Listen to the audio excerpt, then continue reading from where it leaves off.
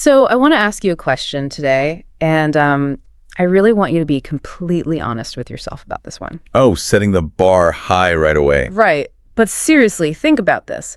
Are you still mentally translating every single word when you listen to English? Like every single word. Exactly. Every single word. Because you hear a sentence and you freeze, right? And your brain just frantically scrambles to turn each English word into your native language before you can even begin to understand what was just said. It's a completely exhausting process. It really is. If you think about the cognitive load that actually requires, it feels like, well, it's like trying to catch a raging waterfall with a tiny, delicate little teacup. Oh, wow, that is a great image. Yeah, I mean, you might manage to catch a few drops, right? Yeah. But the rest of the water just rushes past you, completely out of your control. And you're just left there, totally drenched and frustrated. That is exactly the feeling. You catch Bro. one word, you translate it, and by the time you've secured that single drop of meaning, the speaker has already poured a gallon of water over your head. Yeah, they're miles ahead of you. Right. And I know so many people who operate this way. It's this continuous, exhausting mental gymnastics routine. Oh, absolutely. And I think the trickiest part is that it feels incredibly natural. Like it feels like exactly what you are supposed to be doing when you learn a foreign language. It's what we were taught to do. Exactly. But when we look at the research and the source materials we're exploring today, it becomes so clear that this instinctive habit is actually a massive barrier. A huge barrier. Yeah, it makes comprehension slower, it fragments the meaning, and it just turns conversations into these high anxiety events. Which is exactly why we need to completely reframe how we approach auditory processing in a second language. Yes, 100%. Like, if you were sitting there nodding right now, realizing that you are that person holding the little teacup in a meeting or a classroom, you have to realize there is a scientifically backed, far more efficient way to process language. Okay, let's unpack this, because our mission for this deep dive today is to really explore this radically different, much more intuitive way to develop English listening skills based on our source texts. It's such a fascinating approach. It is. We basically need to dismantle that old architectural framework of word-for-word translation, and we're going to build up a new methodology that genuinely leads to fluency rather than just, academic memorization. And what's fascinating here is that simply by participating in this process, like simply by listening to this deep dive in English today, you're already engaging in the solution. Wait, really? Just by listening to us? Yeah, absolutely. You are actively participating in the exact methodology we are breaking down today. The stakes are incredibly high here because applying these insights, it fundamentally shifts your identity as a learner. Oh, I love that. Shifting the identity. Right, because it takes you out of that really dark place where you think, oh, I'm just bad at English, I don't have an ear for languages, and it proves that the problem was never your biological aptitude. It was the method. Exactly. The problem was entirely the methodology you were handed by traditional education systems. You aren't bad at English, you just had a terrible map. So let's look at the psychology behind that map, right? Because why do we instinctively cling to translation? That's the big question. If it's so inefficient, if it makes us so slow and confused, why is it the default human reaction the second we encounter a new language? Well, it comes down to a very basic human psychological need, which is ambiguity and tolerance. Ambiguity and tolerance. Yeah. So when you are hit with a torrent of new foreign information, let's say someone is speaking English to you at a normal conversational speed, which is about 150 words per minute. Which is fast when you're learning. Super fast. Your brain naturally panics. It is flooded with ambiguous audio signals. So in response to that panic, it seeks a comfort blanket. Ah, a comfort blanket against all the noise. Exactly. Translation provides this false sense of security in a chaotic environment. Your brain just wants control over the unpredictable stream of data. That makes total sense. It's looking for something safe. Right. So it grabs onto the one thing it actually knows how to do. It essentially pauses the live feed, isolates a single word, and maps it back to a secure, known concept in your native language. So it's tricking you into feeling in control. Exactly. It gives you the illusion that you are managing the flow of information step by step. So it's basically a defense mechanism. 100%. But the paradox here, based on our sources, is that this very defense mechanism is what's causing the system to crash. It's the exact thing breaking the machine. Right. You hear a sentence, your brain grabs the first word, and you start meticulously translating it. Then you move to the second. But while your working memory is lagging way behind, burning all this incredible amounts of glucose to process that first sentence, the native speaker hasn't paused. No, they are already on sentence number 5. Right, and that creates this massive cognitive bottleneck. A huge bottleneck, because the working memory capacity of the human brain is actually quite limited. It really is. When you dedicate all your processing power to decoding what happened 30 seconds ago, you have literally zero bandwidth left to process the present moment. You're just completely tapped out. Yeah, the conversation is just completely passing you by at that point. Which really explains the visceral, emotional toll this takes on people. I mean, learners feel completely adrift. Oh, it's so discouraging. You're in a conference room, your colleagues are laughing at a joke, and you are still trying to translate the setup of the joke. Yes, so you just fake a laugh. Exactly, you fake the laugh. And over time, paddling that hard just to sink anyway, it breeds this really toxic, internalized belief that English is fundamentally too difficult for your specific brain. But wait, let's look at this objectively. Is it actually an issue of intelligence or aptitude? Well, according to the sources, no. Absolutely not. Let me push back on this for a second, though, because it's easy to say translation is bad in a live conversation, but isn't translation the foundational, necessary step of learning literally anything new? That's what people usually assume, yeah. Right, because in cognitive science, you map the unknown onto the known. You have to walk before you run, right? So surely translation is just the walking phase of language acquisition. It's a very logical pushback, and honestly, it's the exact philosophy that underpins almost every traditional language curriculum in the world. Right, the textbook method. But it's fundamentally flawed. When you say walk before you run, you are assuming that translation and listening comprehension sit on the exact same spectrum of skills. Oh, and they don't. They don't at all. Translation isn't walking. Translation is trying to run a marathon while wearing heavy iron boots. Yeah, wow.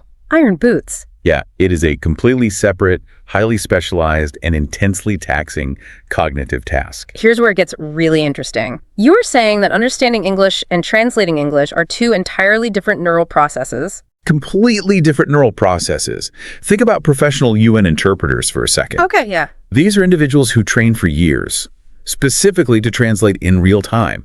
And even with all that intense training, they have to work in short 20-minute shifts. Wait, really? Only 20 minutes? Yes, because the cognitive strain of holding one language in the brain while simultaneously outputting another is just astronomically high. That is insane. I had no idea. So to expect an average English learner to perform this elite academic skill casually, in an everyday conversation at a coffee shop, it's just absurd. The method is broken, not the learner. Wow.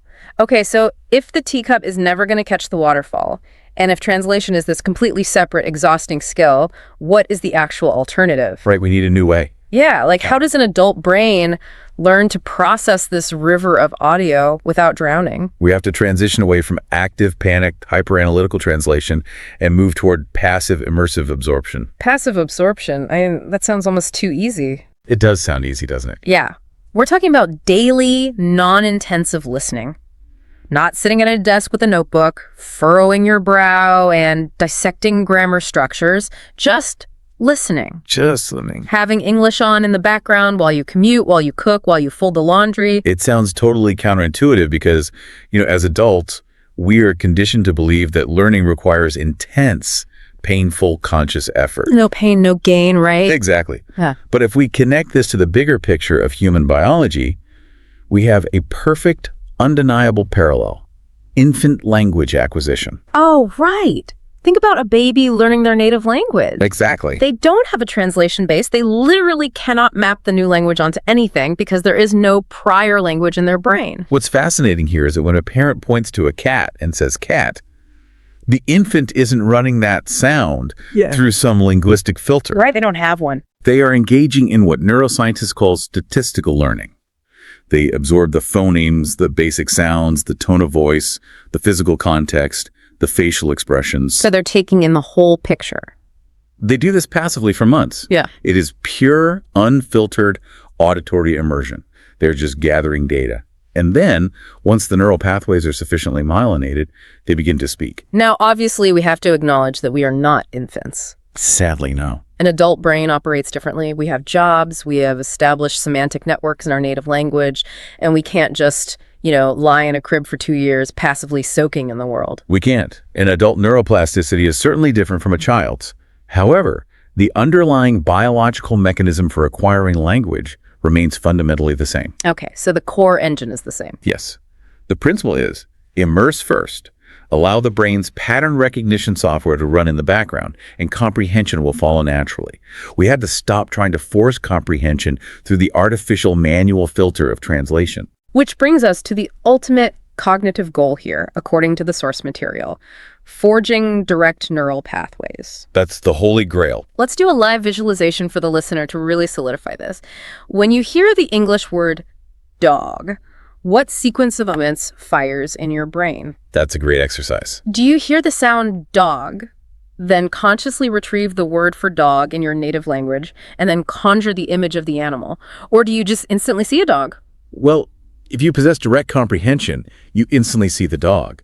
Maybe it's a scruffy, happy-looking terrier or a golden retriever. Yeah, whatever dog you picture. Right. The point is, the auditory signal dog triggers an immediate visual and conceptual response in your brain. There is no native language middleman. The middleman, that's what we are trying to eliminate here. Translation is a middleman taking a massive commission out of your cognitive processing speed. A huge commission. We want a direct shortcut from the sound wave entering your ear straight to the semantic concept it represents in your visual cortex. We define this state as thinking in English. It's the elimination of that native language detour, creating a lightning-fast, direct pathway in your neural architecture. But how do we actually forge that pathway? Like, practically speaking, if I'm currently stuck with the middleman, how do I fire him? Through sheer volume of exposure, by flooding your brain with English audio in various understandable contexts over and over again. This massive exposure. Yes.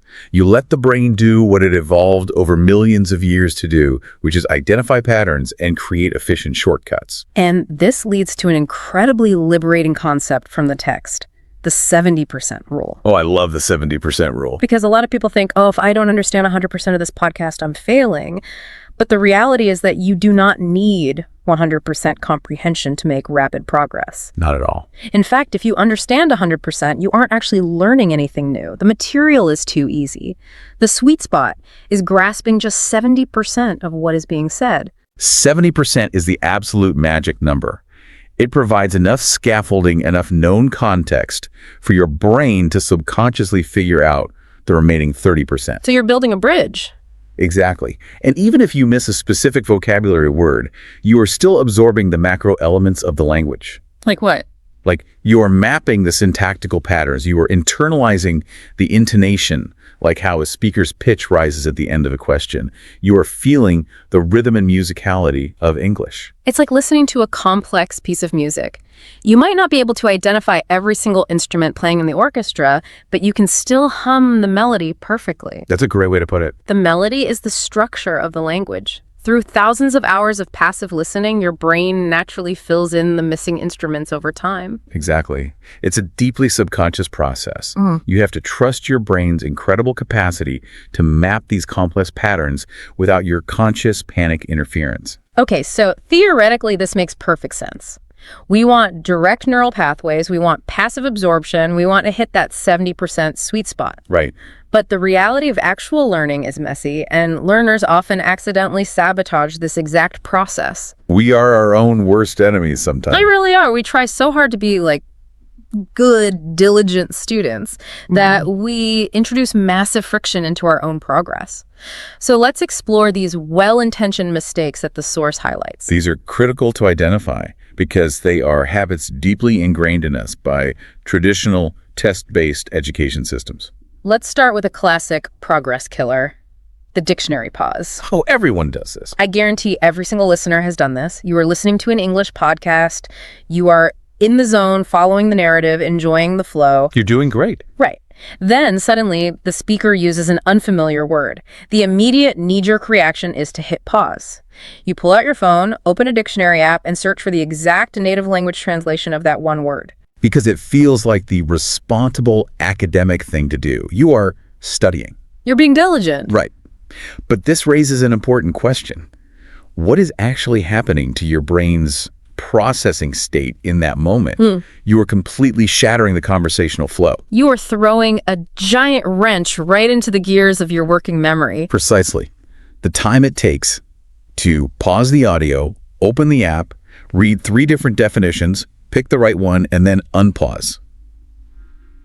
The thread of the conversation is completely dead. It's gone. You've broken the immersion. You've stepped entirely out of the English auditory environment and plunged yourself right back into your native language environment. You let the middleman back in. You haven't just invited the middleman back into the room. You've basically given him a microphone. So what is the alternative? If we hit an unknown word, do we just let it go and accept that we missed it? You force your brain to infer meaning from context. This is arguably the most crucial skill in language acquisition. Inferring from context. Yes. The surrounding linguistic ecosystem is almost always rich enough to give you the functional gist of a word. Let's break down how this semantic deduction actually works with a real example from the material. Imagine you hear this sentence. The presentation was so draining, I was completely exhausted, I really needed to recharge, so I took a quick nap. Okay, now assume the listener has zero idea what the word nap means. The dictionary pause instinct is screaming, stop, look it up or you'll miss the meaning of the sentence. But if we resist that urge and just keep the audio playing, we can look at the scaffolding. We have the words draining, exhausted, and recharge. All very strong contextual clues. Right. So even without knowing the word nap, your brain can logically deduce that whatever a nap is, it must be some form of rest or a short period of sleep designed to cure exhaustion. The ecosystem of the sentence defines the word for you. And here's the neurobiological magic of inferring from context. When you figure it out yourself, your brain creates a remarkably stronger, more resilient synaptic connection to that word than if you had just read the translation on a screen. Wow, so the struggle actually helps memory. Yes. You experience the word in its natural habitat, interacting with other words. You didn't just memorize a definition, you mapped a concept. It's the difference between seeing a lion running on the savannah versus seeing a stuffed lion in a museum. I love that. The contextual lion is alive. The dictionary lion is just dead. Now, even if someone... It sounds like grit and determination. But biologically and linguistically, it is a complete waste of time. It's a complete waste. Pretty much. Yeah. If the content you're listening to is largely incomprehensible, say, you only understand 10% of the words, your brain has absolutely nothing to latch onto. There's no scaffolding. Exactly. Yeah. It just registers as white noise. It's like trying to learn calculus by staring at an advanced equation when you haven't yet mastered basic addition. Your brain just rejects the input entirely. So it's not actually accelerating learning, it's just generating static. Exactly. And this brings us to a foundational concept in linguistics that our sources bring up, introduced by Stephen Creation, the I+1 principle, also known as comprehensible input. Okay, let's unpack I+1 because it sounds a bit like a math equation. It's actually a very elegant model of human learning. The I represents your current level of linguistic competence, the vocabulary and grammar you already understand seamlessly. Okay, so I is where I am now. Right. And the +1 represents material that is just one single step beyond that current level. It is the Goldilocks zone. It aligns perfectly with what we called the 70% rule earlier. So the material pushes you, but it doesn't break you.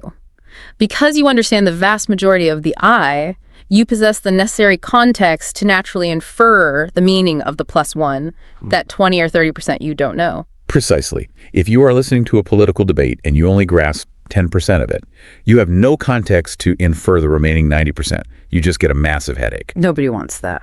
Right. For example, if you are an intermediate learner, say a B1 or B2 level, aiming to reach advanced C1 fluency, you do not get to C1 by listening to C2 level material and crying out of frustration. That's reassuring. You get there by consuming a massive, consistent diet of B2 material until that +1 naturally integrates into your baseline, pushing your I higher and higher naturally. This should be such a huge relief for people. You literally have scientific permission to consume content that you actually understand and enjoy. You don't have to torture yourself with academic papers if you don't want to. Please don't torture yourself. But that actually leads us perfectly into the next set of pitfalls, which revolve around the environment and the mindset of the learner.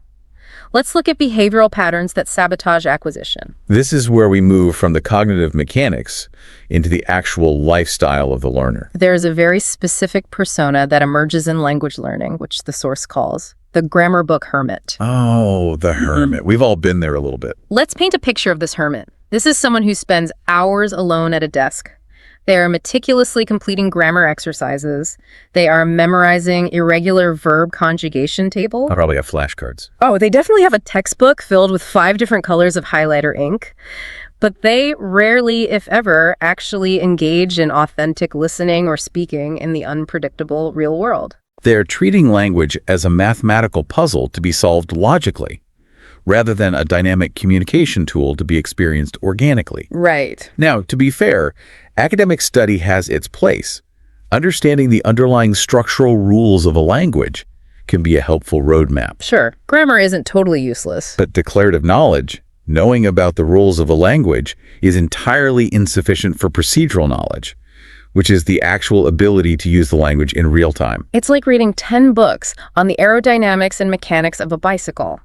You can ace a written test on exactly how the gears work, but the second you sit on the bike, you are going to fall over. A perfect analogy. The grammar book hermit knows all the mechanics, but they crash the second a native speaker says hello at a normal conversational speed. Because they haven't practiced balancing. Exactly. They lack the implicit, intuitive feel for the language that only comes from sensory exposure. So the antidote to being a hermit is engineering an English-speaking environment. You have to literally drag the language out of the textbook and weave it into the fabric of your actual daily life. It has to be everywhere. You change your phone's operating language to English. You curate a playlist of English music. You switch your video game menus to English. It is entirely about reducing the friction to entry. If you have to carve out an hour, sit down at a desk, and open a heavy book just to encounter English, you simply won't do it very often. Life gets in the way. Always. But if your phone, your entertainment, and your environment are naturally operating in English, you are constantly absorbing input without expending any willpower at all. And there's a really important mantra from the text here. 15 to 30 minutes a day is infinitely better than nothing. I want to linger on that because perfectionism is the absolute enemy of the grammar book hermit. Perfectionism ruins everything. It does. If they can't block out 2 full hours for a perfect study session, they decide not to study at all. But just 15 minutes of a podcast while you wash the dishes. That is a massive, tangible win for your neural pathways. Which brings us to perhaps the most tragic progress killer of all. The moment where all these little frustrations compound into one big failure. Premature surrender. Oh, the motivation wane. It is so universally relatable. You start learning on January 1st with this massive, fiery burst of enthusiasm. You buy the apps, you buy the books, you are going to be fluent by summer. New year, new me. Exactly. But then February rolls around, then March, and the immediate dramatic movie montage results you expected just aren't there. You still stumble over words, you still need subtitles for movies, and so the enthusiasm dies and you just give up. If we connect this to the bigger picture, we have to look at the biological reality of what you are demanding from your body. Language acquisition is a marathon, not a sprint, because you are not just memorizing abstract facts, you are physically building entirely new neural architecture in your brain. You are literally growing new hardware. Exactly. You are forging new synaptic connections. You are thickening the myelin sheath around those connections so the signals travel faster. It's a biological process. Yes. You are building a whole new physical network for processing sound and meaning. That kind of biological construction project takes months and realistically years of consistent stimulus. It completely defies the modern expectation of instant gratification. This is so vital to internalize. When you don't see massive progress week to week, it's not because the methodology is failing, and it's certainly not because you are bad at English. It's because building a skyscraper takes time. Lots of time. Incremental progress is happening beneath the surface every single day, even if it is completely imperceptible to you in the moment. Every time you listen to a podcast, every time you successfully infer a word from context instead of looking it up, you are laying another brick. One more brick. Right. You can't see the skyscraper getting taller if you stare at it for 5 minutes, but a year from now, your mental skyline will be completely transformed. The tragedy is surrendering before the architecture is finished. So what does this all mean for the listener right now? We've explored the cognitive theory, we've talked about the infant method, the teacup and the waterfall, the comfort blanket of translation, the danger of the dictionary pause, and the biology of building neural architecture. We've covered a lot of ground. We have. But how do we synthesize all of this high-level science into a practical daily routine? How does the listener practically begin today? This is where we transition from theory theory to a highly actionable 5-step implementation plan outlined in the source. This is the operational roadmap for everything we've discussed. Let's do a deep dive into these 5 steps. Because if you have been struggling with the teacup method, these 5 steps are your blueprint for a new brain. Let's get into it. Okay, step 1, anchor your practice. Behavioral psychology tells us that relying on willpower is a losing game. If you just say, I'll try to listen to more English today, you will fail. You'll just forget. The day will get busy and you will forget. Anchoring means tying the new habit of listening to an existing, unbreakable daily routine. You hook the new behavior onto an old behavior. Precisely. You tie it to your morning coffee ritual, or your 20-minute commute to work, or while you are walking the dog. The goal is to make the decision to listen as automatic as brushing your teeth. You don't debate brushing your teeth. Right. You don't wake up and debate whether you have the willpower to brush your teeth. The cue of waking up and going to the bathroom automatically triggers the routine. If you anchor an English podcast to your car commute, then simply sitting in the driver's seat automatically means it is English time. You remove the decision-making process entirely. The friction is completely gone. Exactly. Okay, step 2, keep sessions bite-sized. This step is a direct countermeasure to the harder equals faster mentality we talked about.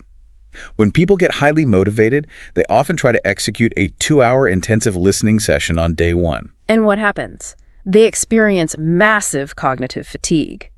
If you aren't used to it, actively processing a foreign language for 2 hours physically exhausts the brain. It literally depletes your glucose level. It does. You end up feeling frustrated and completely burnt out. So you start small.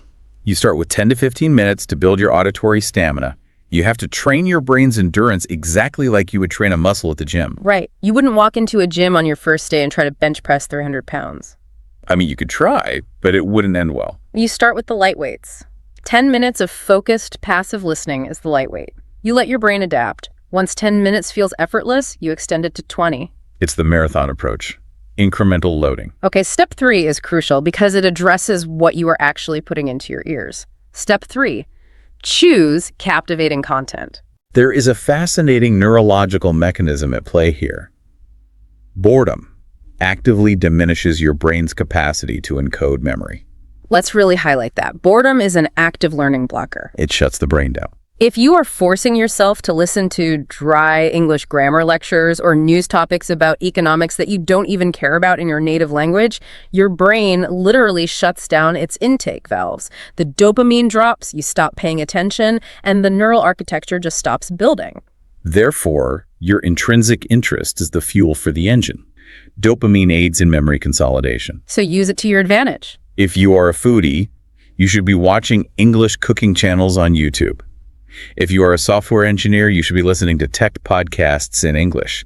If you love true crime, find an English true crime show. You leverage your existing passions. If you care deeply about a topic, your brain is highly motivated to decode the language to get the information it wants. You aren't just learning English, you are learning about cooking or coding, and English just happens to be the medium of delivery. The language becomes the vehicle, not the destination. Which, ironically, is exactly how native speakers use language. We don't speak just to practice the mechanics of speaking. We speak to communicate ideas, share gossip, and learn things we actually care about. Exactly. So moving on to step 4, subtitle, weaning. Okay, this is a painful one for a lot of learners. We have to talk about getting off native language subtitles. It is arguably the most common crutch in the modern era, right alongside mental translation. Yeah. When you watch an English movie, but you have the subtitles turned on in your native language, what is your brain actually doing? It's reading. It's not listening at all. The human brain is incredibly visually dominant. It will always take the path of least cognitive resistance. It's lazy. Very lazy. If the easy, perfectly translated native language meaning is flashing on the screen, your auditory processing center basically takes a nap. You think you are practicing English listening, but you're actually just practicing speed reading in your own language while English noise happens in the background. So the weaning process is biologically necessary. However, the methodology doesn't demand that you jump straight into the deep end with no subtitles at all, which would just violate the I+1 principle and cause massive frustration. Right, that would be too hard. It offers a scaffolded approach. Use English subtitles. Exactly. English audio paired with English subtitles. Yeah. This forces your brain to remain entirely within the English ecosystem. It creates a dual coding effect. Dual coding, what does that mean? It helps you connect the phonetics, the physical sound of the word, hitting your eardrum with its spelling and its semantic meaning simultaneously. It's a tremendous tool for reinforcing that direct neural pathway. And then eventually, as that pathway gets stronger and you feel more comfortable, you drop the subtitles altogether. You kick the scaffolding away and just listen. That's the goal. Finally, we arrive at step 5. Consolidate. This is the crucial habit-building final step. It is the step almost everyone skips because they feel like the hard work is already done once the podcast ends. But taking just 2 minutes post-listening for active reflection is what actually cements the learning. 2 minutes, that's all it takes. After your 15-minute podcast on the commute, before you open the car door and walk into the office, you sit in the car for 2 minutes. And what exactly are you doing? You are engaging in memory consolidation. You ask yourself, what were the core takeaways? Did I notice a new idiom that kept popping up? The most tangible way to execute this is to write a single summary sentence in English about what you just consumed. One sentence, not a 5-paragraph essay, just something like, today the podcast explained how the roasting process changes the flavor of coffee. Why is that one single sentence so neurologically powerful? Because of how memory encoding works. That brief moment of active reflection acts as a bridge between the hippocampus and the neocortex. Okay, getting scientific. It takes the raw, unstructured auditory data you just absorbed passively, and it forces your brain to organize it, structure it, and encode it. Let's use a classic analogy for this because it makes the invisible mechanics of the brain feel so tangible. Think of this 5th step like moving files on a computer. Great analogy. When you are just listening to the podcast, all those new English words and grammatical structures are floating around on your mental desktop. It's your short-term working memory. It's cluttered. And if you don't actively save those files, they get wiped away when you restart your brain, which happens when you go to sleep. But the act of writing that one summary sentence, taking those 2 minutes of reflection, is the mental equivalent of dragging those files from the temporary desktop and saving them securely into the permanent filing cabinet of your long-term memory. From the desktop to the filing cabinet. If you skip step 5, you are leaving all your hard auditory work unsaved on the desktop, completely vulnerable to being forgotten by tomorrow. It is the ultimate consolidation of your daily effort. Let's quickly recap those 5 steps because they form a masterclass and effective biologically aligned learning methodology. Okay, let's hear them. 1. Anchor the practice to an existing daily routine. 2. Keep sessions bite-sized to build stamina and prevent fatigue. 3. Choose captivating content to leverage dopamine and interest. 4. Wean yourself off native subtitles, transitioning to English-only scaffolding. 5. Consolidate the memory by writing one summary sentence. So what does this all mean for you, the listener? We are looking at a complete paradigm shift. We are moving away from the exhausting, anxiety-inducing teacup method of translating every single syllable. We're throwing away the heavy iron boots. And we are learning to just step into the flow of the language. The overarching theme here, the final synthesis of all this cognitive science and methodology from our sources, is incredibly empowering. It really is. The fundamental message is trust the process and trust your biology. Consistent, daily, comprehensible listening is the single most powerful tool in your entire language learning arsenal. Your brain is a miraculous, highly evolved pattern recognition machine. It is doing so much more complex computational work than you realize just through the sheer act of exposure. You don't have to consciously micromanage every single word. No. You just have to show up, immerse yourself in comprehensible input, and let the neural architecture build itself in the background. And I think we should take a moment to acknowledge a very real, tangible achievement right here, right now. What's that? If you are listening to us at this exact moment, if you have made it to the end of this deep dive, which is delivered in advanced native-level English at a conversational speed, that is a massive testament to your capability. Yes. Look at what you are doing right now. You are passively absorbing, you are inferring from context, and you are understanding complex concepts. You should be incredibly proud of that accomplishment. It proves, beyond a shadow of a doubt, that this methodology works. Small steps, every single day, build the skyscraper. Which brings us to our final challenge for you. The call to action. Based on everything we've unpacked today, we want to challenge you with a specific prompt. You've heard the theory, you understand the biology, you've seen the 5 steps. Now, what is one actionable step you will take this week to improve your English listening environment? Just choose one single thing. Will you anchor a 15-minute tech podcast to your morning commute? Will you commit to watching one single YouTube video this week with only English subtitles? Choose one friction-reducing step and commit to it. Write it down. Put it on a sticky note on your bathroom mirror. Make it a tangible reality. Save it to the filing cabinet. And as you go about your week, building these new English listening habits and forging these new neural pathways, this raises an important question, a broader thought I want to leave you with. It builds on everything we've discussed. Okay, let's hear it. We spent this entire time discussing the profound mechanics of how new neural architecture is built naturally through passive exposure. We've seen how powerfully and how subconsciously the human brain adapts to the linguistic environment we place it in simply by absorbing the input around it. Right, the brain just relentlessly soaks up whatever environment you surround it with. It doesn't filter, it just adapts. Exactly. So consider what else your brain might be adapting to in your daily environment, completely without your conscious permission. Oh, wow. If we can passively absorb and map an entirely complex foreign language simply by changing our media diet, what habits, what mindsets, what underlying anxieties, or what worldviews are we accidentally absorbing from the other information we passively consume every single day? That is a heavy, fascinating thought. If the teacup is catching the vocabulary and the grammar, it's also catching the stress, the negativity, the endless scrolling. We put so much effort into engineering our environment to learn English. Perhaps we should be just as intentional and protective about engineering our environment for everything else our brain is passively building architecture for. That is something to seriously mull over. We are porous creatures. We absorb our surroundings for better or worse. So let's make sure those surroundings are actually helping us grow, whether that's in English fluency or just in life. Thank you so much for exploring this deep dive with us. Remember, you aren't bad at English. You just needed a better map. Keep learning, keep exploring, and put down the teacup. Trust the waterfall. See you next time. Right at this exact second, your brain is doing something incredibly exhausting without you even realizing. Oh yeah, it's burning through energy. Exactly.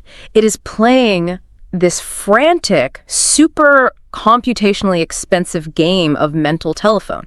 Like if you are learning a language, or if you've ever tried to listen to someone speaking a language you aren't, perfectly fluent in, your brain is just working in overdrive. Just to understand the words being said. Right. Just understand the words I am saying right now, or the words they are saying. You hear a sound, and you scramble to find the corresponding sound in your native language. And then you match that to a concept. Yeah, and then you try to catch up with the rest of the sentence before the speaker moves on. It is a biological bottleneck, and if you are listening to this right now, I know you are looking for a way around that bottleneck. Because nobody wants to be stuck translating forever. Exactly. You want the deep learning, you want the real understanding, but you don't want to waste time on methods that just don't work. You are looking for the ultimate cognitive shortcut. A way to basically fire your brain's internal translator. Yes. To start actually living in a language rather than constantly decoding it. Which is a profound shift in perspective, really. And frankly, it's a totally necessary one if we want to talk about true fluency. The goal for today is highly specific, incredibly practical, and deeply rooted in how our neurological architecture actually functions. We are going to examine the exact mechanics of dismantling that clunky, exhausting middle step in your head. Because most traditional learning models, the ones we all sat through in high school or college, they treat a new language like a complex code. Oh, yeah, totally. They hand you the cipher of your native language and basically tell you to get to work cracking the target language. But the research and the expert discussions we are looking at today suggest that the cipher itself is the core of the problem. It's getting in the way. Exactly. Your native language isn't the tool for fluency. It is the friction preventing it. Okay, let's unpack this. Because to do this, we are diving into a truly fascinating transcript. It really is. We have our hands on this extensive, highly analytical conversation between 2 language acquisition experts. We'll refer to them as John and Emma for this. And they are completely dismantling the standard operating procedure for how we learn and process English. Ripping it down to the studs. Literally. The mission of this deep dive into our sources is to deconstruct their insights, piece by piece, neurological mechanism by neurological mechanism. We really want to figure out the exact physiological and psychological steps required to stop translating in our heads and start experiencing direct comprehension. Right, because if we follow the logic laid out in this source material, Yeah. the vast majority of us have been going about this entirely the wrong way. We've been treating our brains like static dictionaries. Yes, rather than dynamic pattern matching engines. And what I appreciate about the source material is that it doesn't waste time lamenting the flaws of the traditional classroom. No, they get right into it. They pivot immediately to the physical reality of comprehension. Like, to establish the baseline of what we are actually aiming for, the discussion kicks off with this brilliant, deceptively simple cognitive experiment. The dog experiment. Yeah, it forces us to examine the micromilliseconds of our own thought processes, the absolute foundational mechanics of how a concept actually enters the human mind. So let's do this right now. I want you, the listener, to participate in this. It is a very simple prompt. When you encounter the English word dog, what is your immediate, unfiltered cognitive response? Like what literally happens in the theater of your mind in the 100 milliseconds after that sound hits your eardrum? Exactly. Does your brain first mentally retrieve the equivalent word in your native tongue, like finding the file labeled Perot or Shin?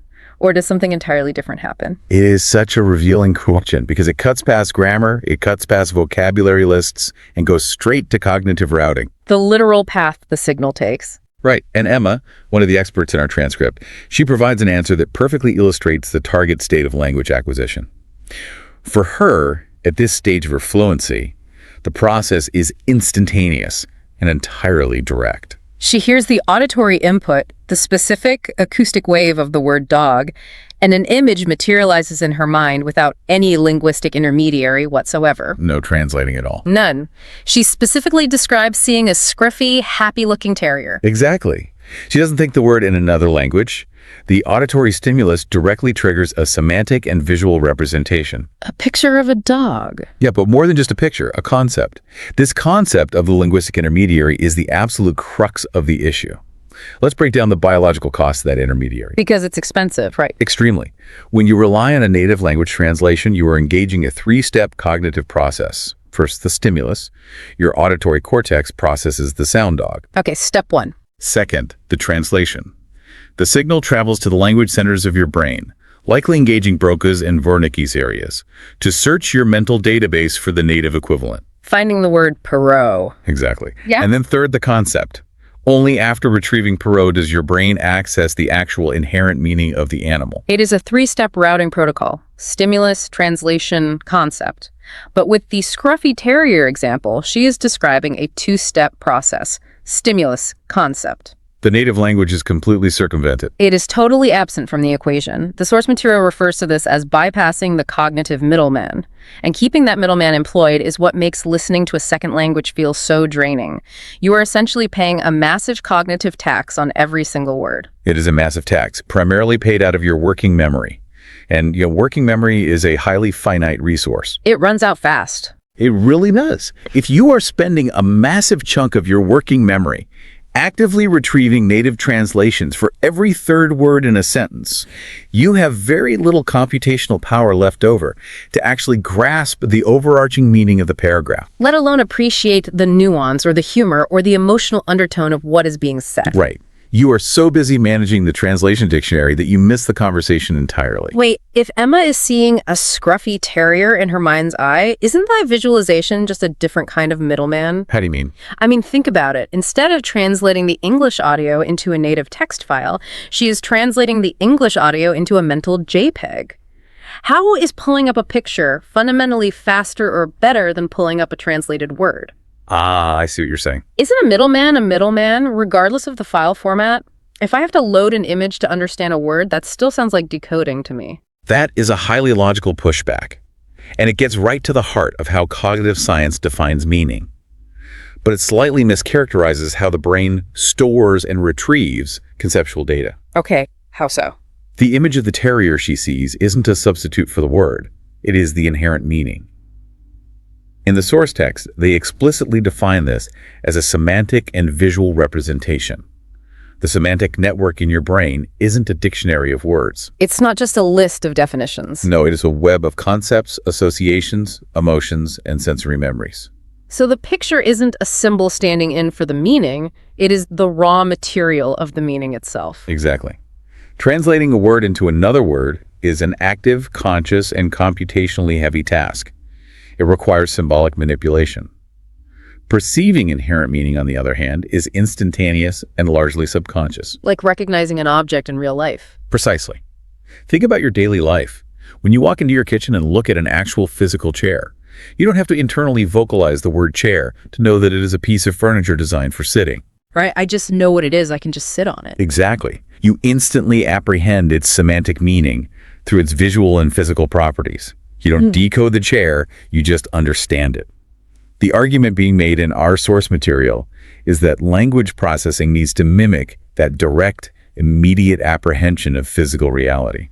So if I am understanding this, the native word is a bridge.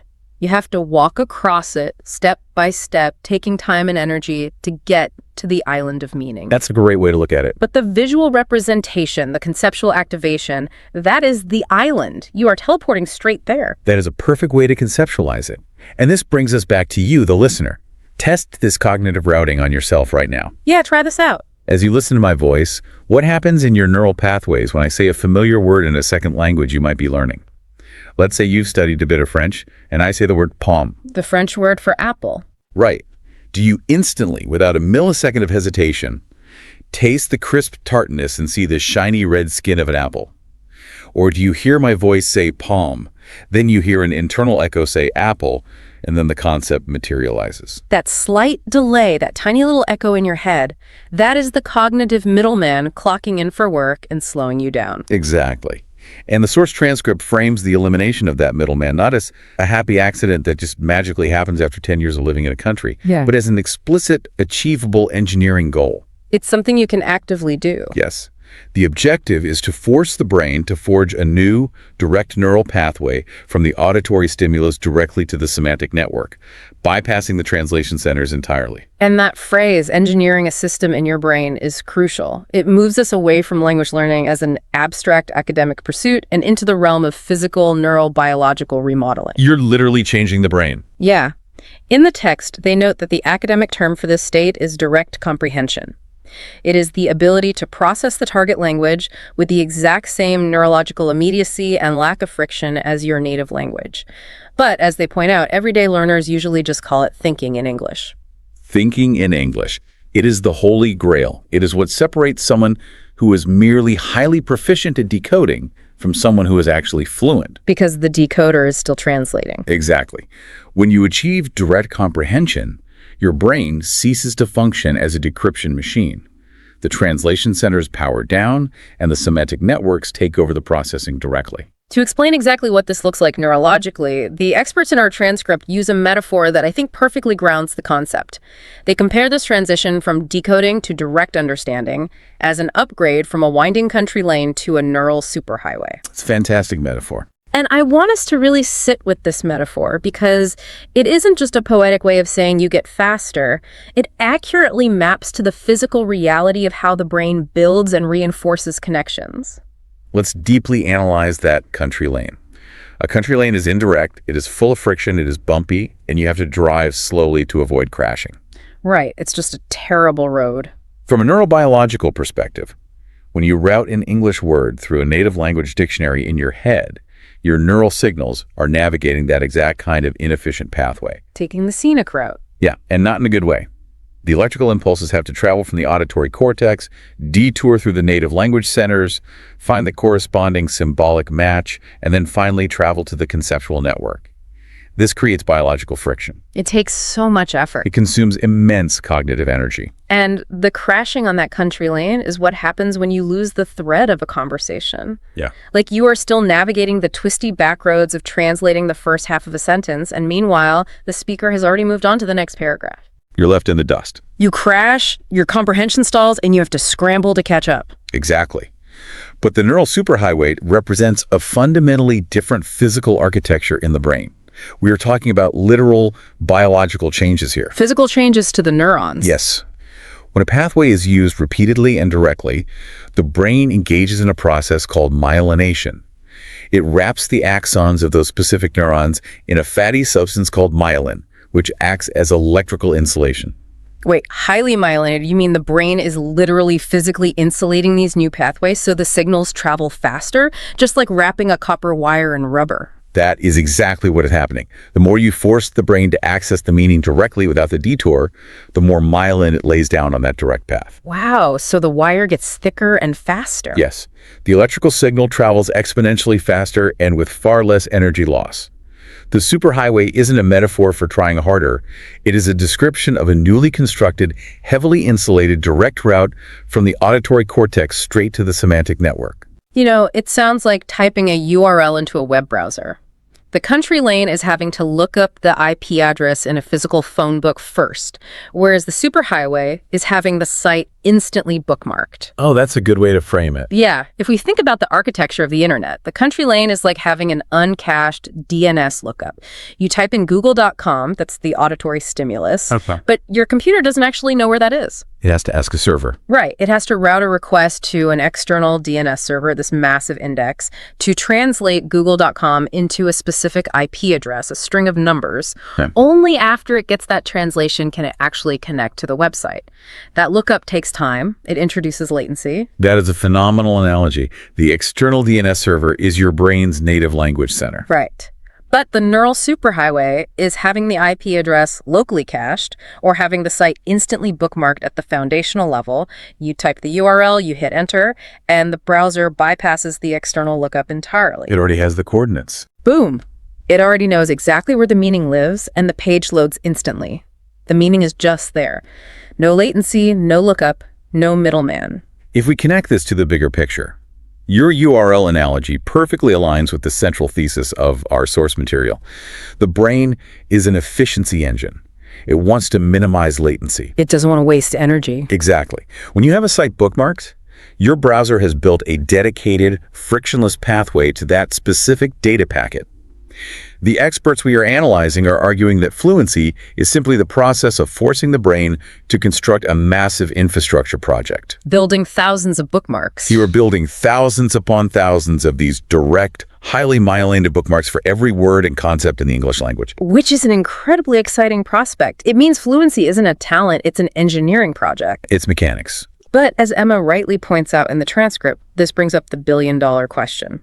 It is great to know that we need to build a superhighway, and it is great to know that myelination is the biological mechanism, but you can't just sit in a chair, close your eyes, and will your brain to myelinate a pathway. No, wishing won't do it. You can't just forcefully tell your brain, hey, stop using the Spanish country lane and build an English superhighway. You absolutely cannot. The brain will always default to the path of least resistance. If the native language country lane is the only established route to the concept, the electrical signal will travel down it, no matter how much conscious effort you exert to stop it. So how do we bring out the heavy machinery? What is the actual practical mechanism for paving this new road? This brings us to the core engine of the entire methodology proposed in our sources, the engine of immersion. This is where the rubber meets the road. And crucially, it highlights the absolute necessity of contextual diversity over rote repetition. The mechanism is described as sustained auditory immersion. Sustained auditory immersion. It requires a sheer, massive volume of exposure to the language. But the source material is very careful to add a critical caveat here. Yeah, it's not just playing audio while you sleep. Right. It is not about simply bombarding your ears with noise. It is about conditioning your neural networks by exposing them to the same words, phrases, and syntactical structures repeatedly, but, and this is the linchpin of the whole theory, in a multitude of diverse, constantly shifting contexts. Let's make sure we clearly define the difference between rote repetition and contextual repetition, because anyone who has suffered through a traditional language class knows the pain of rote drilling. Oh, the flashcards. Right. We aren't talking about sitting at a desk and writing "the apple is red" 50 times on a chalkboard, or listening to the same robotic audio track of a tourist ordering a coffee on a loop. No, because rote repetition of a single static phrase often just reinforces the translation middleman. Well, you end up memorizing the translation of the phrase rather than the inherent meaning of the words. The transcript gives a brilliant example of what contextual repetition actually looks like. The word fascinating, right? Yes. It involves encountering a word, let's use their example, the word fascinating, in completely distinct semantic environments. Yeah. You hear fascinating used by a narrator in a documentary about black holes. Okay, space context. A few days later, you hear it in a casual podcast where two friends are discussing a new psychological thriller. Book context. And a week later, you hear it in an interview with an artist describing their creative process. Art context. So if I am understanding the biological mechanism here, the changing context is essentially acting like a cognitive centrifuge. A centrifuge, I like that. Yeah, it is spinning the word around in all these different environments, and the heavy, solid core of the meaning stays in the center, while all the irrelevant, static native translations get spun away and discarded. That is exactly what is happening. The variation in context is the active ingredient that forces neuroplasticity. If you only ever hear the word fascinating in one context, say a vocabulary list where it is written next to your native word for interesting, your brain tethers those two words together. They become a pair. Right. It becomes a rigid one-to-one mapping. The brain thinks, to understand fascinating, I must always retrieve this specific native word. But when you hear it in the space documentary, the syntax around the word is different. The emotional tone is different. The visual stimuli associated with it are different. Precisely. The flavor shifts. When it is applied to the thriller novel, the flavor shifts again. It might carry a tone of suspense or morbid curiosity. It's slightly darker. Exactly. When applied to the abstract painting, it shifts yet again, perhaps carrying a tone of aesthetic appreciation. The brain is an incredibly powerful statistical learning engine. It's just crunching the data. Yes. When it encounters the auditory pattern of fascinating across all these vastly different sensory and syntactical environments, it begins a subconscious process of triangulation. It is looking for the common denominator. Yes. It isolates the core semantic essence of the word. It realizes, purely through statistical exposure, that a single static native translation is entirely insufficient to capture the word's full, multifaceted utility across all these domains. The translation isn't good enough anymore. The translation becomes a clumsy, inadequate tool. So the brain abandons the translation route. It drops the middleman because the middleman is no longer statistically useful, and it maps the auditory sound of fascinating directly to the core concept. That is when the myelin is laid down on the new superhighway. It builds a rich, multidimensional understanding of a word that is completely untethered from a dictionary definition. The transcript explicitly calls this process of contextual repetition the cornerstone of developing direct comprehension. They really emphasize this. They hammer this point home, stating that repetition is paramount. But wouldn't encountering a word in 3 entirely different contexts, space, books, art, be incredibly confusing for a learner? If the context keeps changing, how does the brain lock onto the meaning? Like, if I am an intermediate learner, wouldn't it be safer, clearer, and faster to just look up the definition once, memorize it, and drill it? Why introduce the chaos of changing contexts? It absolutely seems counterintuitive, but only if we cling to the outdated model of the brain as a simple filing cabinet. Which it isn't. Exactly. If your brain were a filing cabinet, yes, constantly changing the folders and moving the papers around would be pure chaos. You would never find anything. But cognitive science shows us that the brain operates on principles like Hebbian theory, the idea that neurons that fire together wire together. The brain thrives on contrast and correlation. The changing context isn't confusing noise. It is the vital, necessary contrast required for the brain to extract meaning. So the chaos is the point. The brain needs the chaos to figure out the pattern. Exactly. Let me give you an analogy outside of language. Imagine trying to teach an artificial intelligence program, or even a small child, the concept of the color red. Okay, color red. If you only ever show them a single static image of a shiny red apple, they might statistically correlate the word red with roundness or shininess or fruit. Because that's the only data they have. Right. They haven't isolated the color, they've just memorized the object. Because there is no contrast, the data set is too small. But if you show them a red apple, and then a red fire truck, and then a red sunset, and then a drop of blood, their neural networks are forced to do the computational work. They have to find what's similar across all of them. Yes. They strip away the irrelevant variables, the roundness, the metal, the twilight sky, the liquid state, and extract the only constant that remains across all those diverse contexts, the specific wavelength of light we call red. The diverse contexts burn away the noise and leave only the core concept. And in language acquisition, the noise being burned away is the native translation. Yes. The varied contexts force the brain to realize that the translation doesn't perfectly fit the fire truck or the sunset. So it discards the translation and builds the direct superhighway to the core concept. That makes profound sense. The context acts like a conceptual filter, but I can practically hear the collective sigh of exhaustion from our listeners right now. Because it sounds like a lot of work. Oh, building this massive, highly myelinated infrastructure through thousands of hours of varied auditory immersion sounds exhausting. It implies that you have to be at peak mental performance at all times, hyper-focused, actively analyzing every single word across all these different documentaries and podcasts just to feed your statistical learning engine. It sounds like a recipe for burnout. Yeah, it really does. And that is a very real fear for anyone attempting this method. But this is exactly where the source material introduces a massive paradigm shift.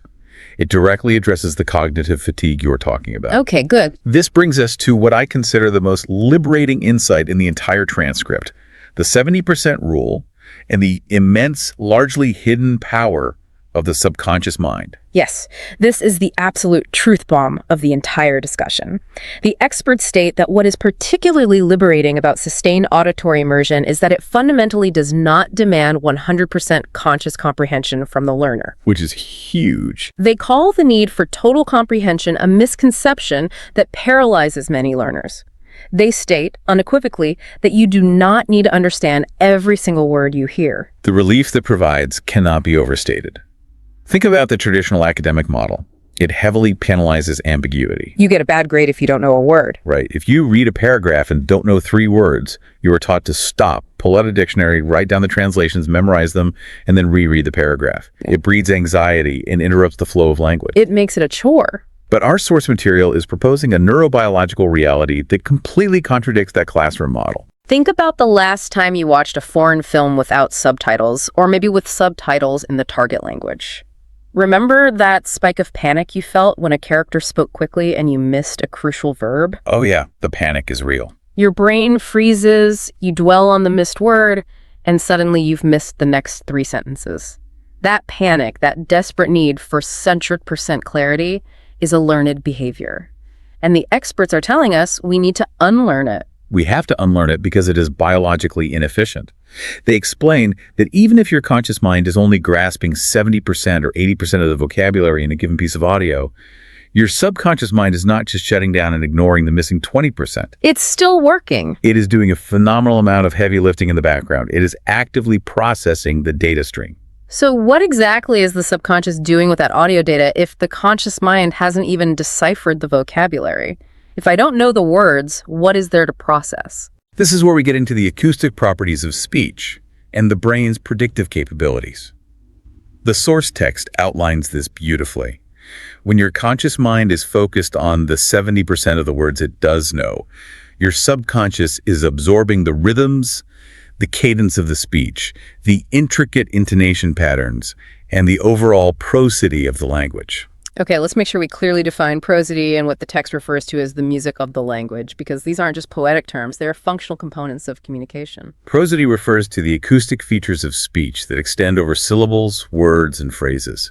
We were talking about pitch, duration, intensity, and rhythm. It's how we sound, not just what we say. Exactly. It is how human beings convey emotion, irony, emphasis, and syntactic structure without changing a single vocabulary word. For example, if I look at a project you just completed and say, that is a great idea, with a flat downward intonation and a slight pause, your brain instantly recognizes sarcasm. Yeah, I know you hated it. Right. The words mean one thing, but the prosody communicates the opposite. If I say those exact same words with a rising pitch, a faster tempo, and energetic intensity, that is a great idea. Yeah. You know, I am being sincere and enthusiastic. And textbooks cannot teach you that. You can read a rule that says English speakers raise their pitch at the end of a question, but that doesn't teach your brain how to actually parse the subtle microfluctuations of pitch in a rapid live conversation. Exactly. The only way the neural networks responsible for auditory processing can learn this nuanced prosody is by absorbing massive amounts of raw auditory data. Your subconscious is building a statistical map of how native speakers actually manipulate sound to convey meaning. And the experts argue that by absorbing this oral texture, your brain is doing something even more profound. It is building a predictive model of the language, even when you are totally unaware that it is happening. A predictive model is a foundational concept in modern cognitive science and neuroscience. Our brains are not passive receivers of information. They are proactive prediction engines. They're always guessing what's next. Yes. Based on the millions of patterns it has observed in the past, your brain is constantly subconsciously anticipating what word, what sound, or what grammatical structure is going to come next milliseconds before the speaker actually articulates it. Here's where it gets really interesting, because listening to this explanation of predictive models, I can't help but think of a very specific, universal experience. It's exactly like listening to a new song on the radio. At first, you don't know the lyrics. That's the 70% comprehension. Right, you're missing the words. But your foot is tapping to the beat, and you can hum the melody. That's the prosody and cadence. You are building a predictive model of the song before you know the words. Like, you instinctively anticipate when the drums are going to kick in. You are internalizing the rhythm and the structure of the song long before you have consciously memorized a single lyric. You know when the beat is going to drop. Exactly. You know exactly when the singer is going to hit the high note, not because you know the words, but because your brain has analyzed the musical progression and predicted the climax. What's fascinating here is how perfectly and literally that musical analogy aligns with the neurobiology of language acquisition. The neural pathways involved in processing music rhythm, pitch, sequence heavily overlap with the pathways used for processing language. So they use the same brain hardware. Yes. You are learning what sounds right on an intuitive level. That instinctual sense of the song's structure is neurologically identical to developing an intuitive sense of English grammar and syntax. So the grammar isn't a set of rules you apply, it's a rhythm you anticipate. Exactly. When you eventually look up the lyrics to that song, or in our language context, when you finally learn the definition of that missing 30% of vocabulary, it doesn't feel like learning something entirely new. The new word simply snaps into a pre-existing, subconsciously constructed framework. The slot is already there. The rhythm, the slot in the sentence was already there waiting to be filled. The structure was pre-built by your predictive model. This intuitive, anticipatory sense of the language, as the source text explicitly states, literally can never be learned from a textbook. It can't be forced. It cannot be consciously memorized. It can only be absorbed orally through massive exposure, allowing the subconscious to map the statistical probabilities of the sounds. The text synthesizes this beautifully. It notes that the oral texture of the language is absorbed, creating an invisible foundation for future understanding and eventually natural-sounding speech. Which brings us to the thematic climax of our deep dive into our sources today. The final piece of the puzzle. We have thoroughly explored the mechanics of the brain. We understand the necessity of bypassing the cognitive middleman. We know how to pave the highly myelinated neural superhighway using varied contextual immersion. And we've learned to alleviate the anxiety of perfection by trusting the 70% rule and the predictive power of the subconscious. Now we have to look at the ultimate artistic and practical result of all this neurological rewiring. Yes. The experts conclude their discussion with a very powerful, highly evocative statement that brings all these technical concepts together. The final assertion is that by engaging in this method, you're learning far more than just the definitions of words. What are you learning? You are, in their words, learning the soul of the language.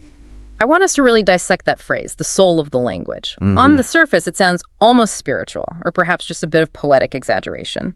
But based on the rigorous cognitive science we have just unpacked, I suspect that soul has a very concrete, measurable neurological basis. It absolutely does. It is the culmination of everything we've discussed.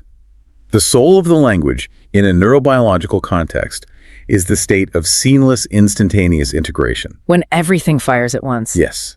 It is the moment when the vast semantic networks, the predictive models running in the basal ganglia, the auditory cortex processing the prosody, and the highly myelinated superhighways all fire simultaneously in perfect synchronization, entirely without the interference of the cognitive middleman.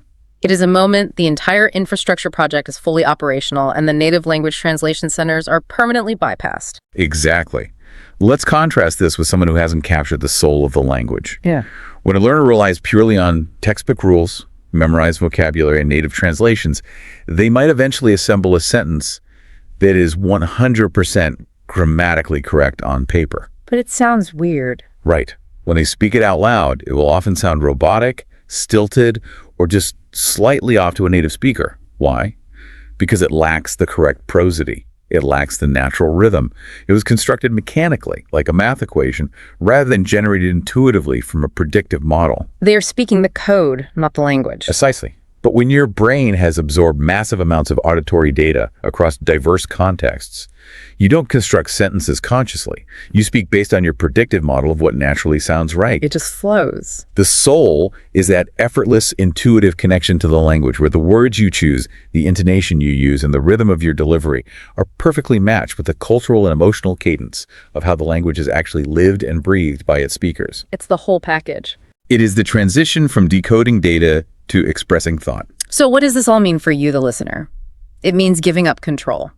You have to let go of the safety net of your native dictionary and trust your subconscious to surf the oral texture of the language. It's a leap of faith. It really is. You have to actively choose to let go of the safety net of your native dictionary. You have to stop demanding 100% conscious comprehension of every podcast, every YouTube video, every movie, and every conversation you engage with. You have to be okay with sitting in the ambiguity, letting the music and the rhythm wash over you until your brain naturally paves that neural superhighway. Your brain evolved over millions of years to be the ultimate pattern recognition machine. By feeding it a rich, varied diet of contextual auditory input, you are not passively hoping to learn. You are giving it the exact raw materials it biologically requires to bypass the translation layer and build direct comprehension. Let's briefly recap the immense neurological journey these experts took us on today. We started with the simple reality of the dog experiment, which exposed the heavy, sluggish cognitive toll of the middleman, that internal translator we all rely on too much. The one that taxes our working memory. Exactly. We learned that to transition to direct comprehension or thinking in English, we have to biologically rewire our brains, laying down highly myelinated neural superhighways. By using contextual immersion. Right. It isn't about rote memorization. It's about exposing the brain to a word like fascinating in a dozen different conceptual environments until the native translation is stripped away. Finally, we learned that perfection is the enemy of fluency. The 70% rule. Yes, by embracing the 70% rule, we allow our subconscious to do the heavy lifting building, a predictive model of the language, capturing the prosody, the rhythm, and ultimately internalizing the soul of the language. And synthesizing all of this raises one final, highly consequential implication that builds entirely on the logic established in our source material. Oh, what's that? If our brains are constantly building a predictive model based on the prosody, rhythm, and context of the audio we consume, then the specific media you choose to listen to isn't just teaching you words, it is actively wiring the unique soul of your personal English. If you only listen to news broadcasts, your superhighway will be built for a very different destination than if you listen to comedy or drama. Wow. The input dictates the output architecture. Exactly. Think about the physical pathways you are myelinating. If you only ever listen to formal news broadcasts, your predictive model will expect formal academic syntax, and your own spoken prosody will likely become flat, measured, and authoritative. Like a news anchor. Right. Now compare that to someone who balances their input. If you are listening to stand-up comedy, dramatic television shows, unscripted conversational podcasts, and sports commentary, your brain is absorbing an entirely different, vastly richer oral texture. A completely different vocabulary and rhythm. You are feeding your predictive model a much more dynamic, emotionally varied diet. Your brain maps the sarcasm, the humor, the casual slang, the rapid-fire interruptions. So, the final question you have to ask yourself when you are curating your immersion material is this. What kind of soul are you feeding your predictive model? Because the media you consume today dictates the literal neurobiological architecture of the language you will speak tomorrow. What an incredibly powerful thought to leave on. You are the architect of your own fluency, and your materials are the podcasts, shows, and conversations you choose to surround yourself with. Thank you so much for joining us on this deep dive into our sources. As always, we hope this rigorous exploration of the cognitive science behind language acquisition provided that aha moment you were looking for and gave you a powerful, biologically grounded new shortcut to true understanding. Until next time, keep listening, embrace the ambiguity, and let your brain build that superhighway.